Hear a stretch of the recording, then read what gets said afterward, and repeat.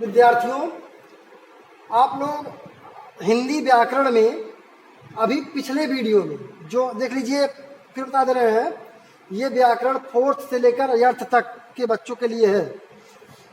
अब अभी आप पिछले वीडियो में स्पर्श के आधार पर, यानी व्यंजनों के भेद जो पढ़ रहे थे, स्पर्श के आधार पर व्यंजन 3 पढ़े, याद होगा अभी। अब आगे देखिए, श्वास की मात्रा के आधार पर, तो आप पाएंगे श्वास की मात्रा के आधार पर व्यंजन 2 प्रकार के होते हैं।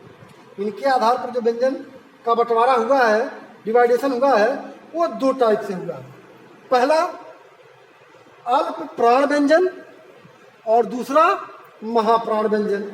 ये होता क्या है, ये देखिए, अल्प प्राण व्यंजन जिन व्यंजनों में श्वास की मात्रा कम होती है, यानी सांस खींच के बोलते हैं ना, जिन व्यंजनों में श्वास की मात्रा कम होती है उन्हें अल्प प्राण व्यंजन कहते हैं। जैसे प्रत्येक वर्ग का पहला, तीसरा और 5वां वर्ण, प्रत्येक वर्ग का।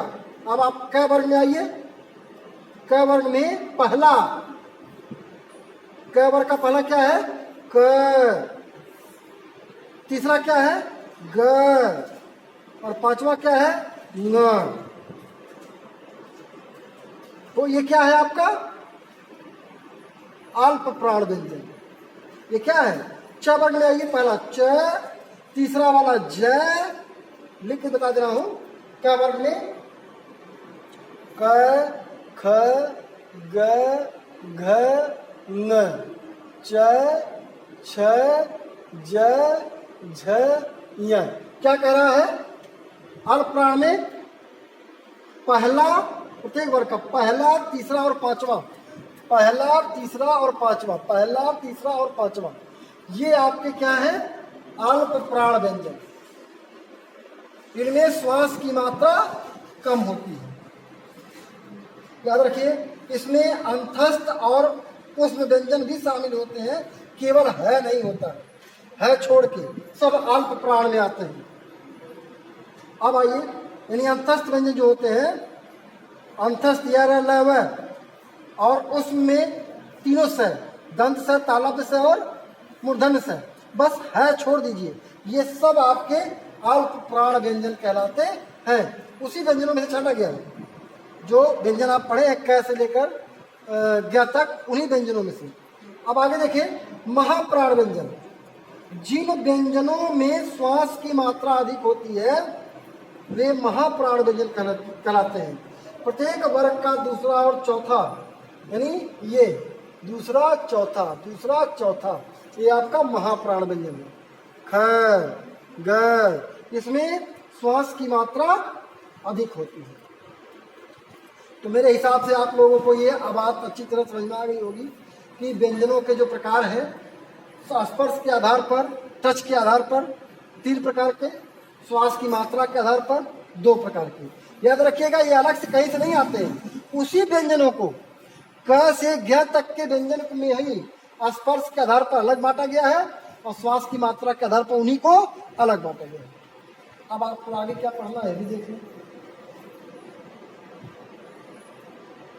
आगे पढ़ना है आपको संयुक्त व्यंजन। कुछ वर्ण ऐसे होते हैं जो 2 वर्णों के मेल से बने होते हैं,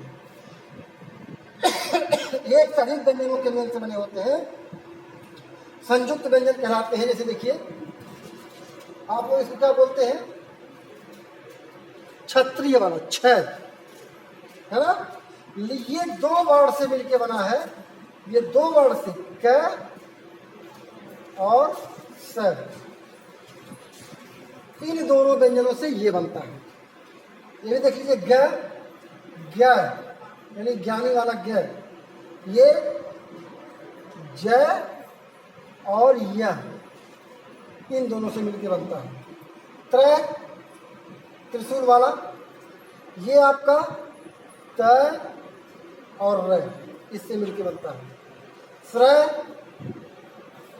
श्राप वाला, बड़ा स जिसको आप दंत स बोलते हैं, और र, यानी ये अक्षर आपके, ये वर्ड दो दो व्यंजनों से मिलके बने हैं, इसलिए इनको क्या कहा जाता है? संयुक्त व्यंजन। संयुक्त व्यंजन। ये आपके चारों संयुक्त व्यंजन हो गए। आगे सुनिए, तो अब देख लीजिए आप लोग, अब इसमें आगे आपको सिर्फ पढ़ना ही है। और अब आपको घर पे क्या करना है, इसमें जो एक्सरसाइज है, प्रश्न, उसके उत्तर आप लोग देने का प्रयास करेंगे। कल जो प्रश्न कठिन है उसको हम लिखवा देंगे अगली वीडियो में। और जब तक आप लोगों को आ रहा है, इसमें जितनी भी एक्सरसाइज सब आ रहा है, आप लोग घर बैठ करिए। जो नहीं आता आप पूछते भी रहेंगे और हम बताते भी रहेंगे। बस आज की वीडियो इतना ही।